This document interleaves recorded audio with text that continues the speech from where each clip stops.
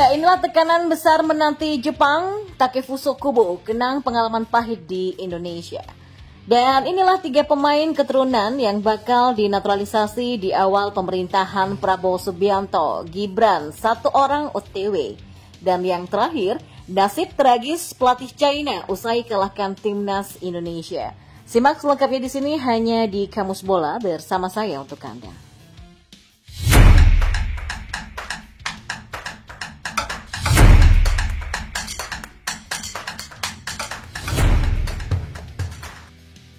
Takefuso Kubo ternyata tidak ingin menganggap remeh timnas Indonesia. Gelandang Jepang ini mengungkapkan jika skuad Garuda memiliki supporter yang luar biasa sehingga bisa menjadi tekanan tersendiri bagi Samurai Biru. Jepang akan melakoni 2 laga tandang dalam lanjutan grup C babak ketiga kualifikasi Piala Dunia 2026 pada November 2024 mendatang.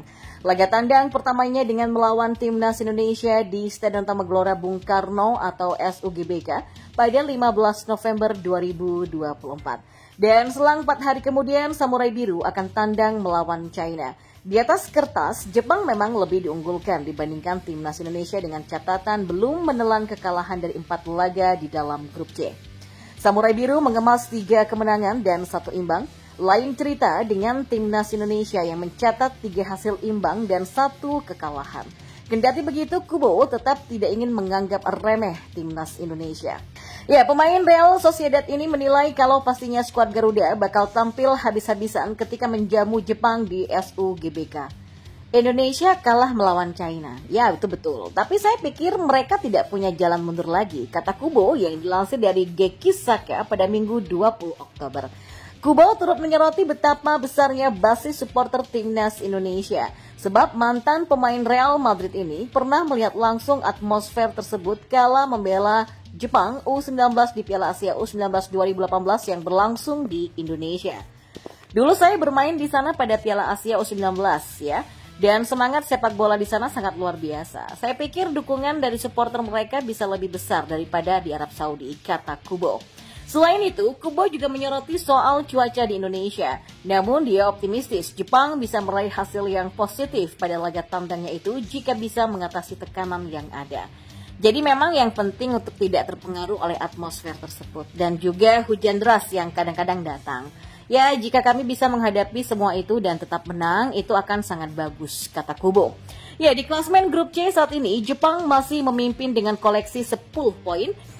Ya, disusul dengan Australia, Arab Saudi, dan Bahrain yang mengoleksi 5 poin. Sementara timnas Indonesia di posisi 5 dengan koleksi 3 poin sama seperti China yang ada di urutan terakhir. Dan kita beralih ke informasi bola selanjutnya. Dan berikut adalah daftar pemain keturunan yang bakal dinaturalisasi di awal pemerintahan Prabowo Subianto dan Gibran Rakabuming Raka, di mana ada 2 pemain grade A. Usai dilantik, Prabowo dan Gibran pun akan langsung bekerja. Salah satu yang akan dihadapi pemerintahan baru yakni soal naturalisasi pemain diaspora. Hingga saat ini disebutkan banyak pemain diaspora yang kabarnya akan dinaturalisasi untuk membela timnas Indonesia. Dan guna melancarkan naturalisasi para pemain diaspora ini dibutuhkan surat dari Presiden yang akan diteruskan ke DPR. Lantas, siapa sajakah para pemain diaspora yang bakal dinaturalisasi di awal pemerintahan Prabowo Subianto dan Gibran? Berikut adalah daftarnya. Yang pertama ada Kevin Dix. Ya, nama pertama yang akan dinaturalisasi di awal pemerintahan Prabowo Subianto dan Gibran adalah bek FC Copenhagen Kevin Dix. Kepastian itu dipastikan setelah Menpora Dito Aryo-Tejo mengkonfirmasi jika berkas naturalisasi Kevin Dix sudah diterima oleh pihaknya. Bahkan Dito juga memastikan berkas naturalisasi bek keturunan Maluku ini akan dimulai sesaat setelah pelantikan Prabowo Subianto dan Gibran. Yang kedua ada Jero Ritwald. Ya, Jero Ritwald memang belum diresmikan akan menjadi pemain naturalisasi selanjutnya. Tapi beredar kabar bahwa saat ini dirinya sedang dalam proses naturalisasi. Kabar ini diberikan oleh pemimpin redaksi media Belanda Voetbal Premier yakni Danny van Laar. Dan ia mendapatkan kabar jika proses naturalisasi Jero tengah berlangsung. Kalau kabar yang disampaikannya benar, maka bisa saja naturalisasi Jero akan disahkan di awal pemerintahan Prabowo Subianto dan Gibran.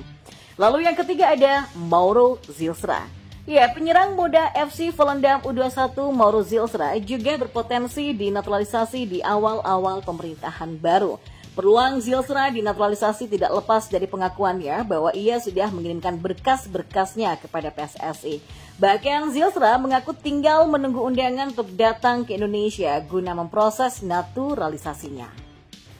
Dan di informasi bola yang terakhir, pelatih China Branko Ivankovic tidak berbahagia meski berhasil membawa timnya mengalahkan timnas Indonesia pada laga lanjutan kualifikasi Piala Dunia 2026 zona Asia. China berhasil meraih kemenangan dengan skor 2-1 di Stadion Qingdao pada Senin kemarin. Kemenangan ini membuat China akhirnya mampu meraih poin setelah 3 kekalahan secara beruntun. China sebelumnya dibantai Jepang dengan skor 0-7, dipercundangi Arab Saudi dengan skor 1-2, dan digilas Australia dengan skor 1-3. Akan tetapi kemenangan melawan Indonesia belum mendongkrak posisi mereka dari dasar klasmen. Selain itu, kemenangan ini juga tidak banyak memberikan dampak bagi Ivankovic. Pasalnya, desakan agar dia meninggalkan timnas China masih menggema. Hal ini pun membuat pelatih asal Kroasia itu murka. Dia merasa supporter China sama sekali tidak menghargai kerjanya.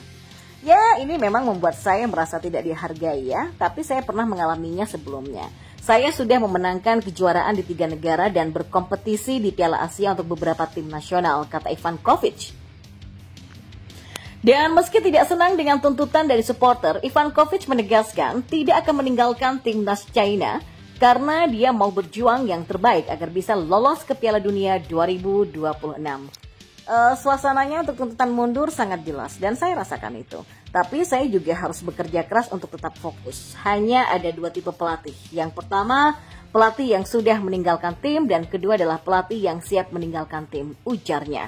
Lebih lanjut, Ivan juga berbalik menyerang fan timnas China yang dianggap tidak tahu apa-apa soal kondisi di dalam tim asuhannya saat ini. Orang-orang yang melontarkan komentar serupa seringkali tidak mendekati fakta.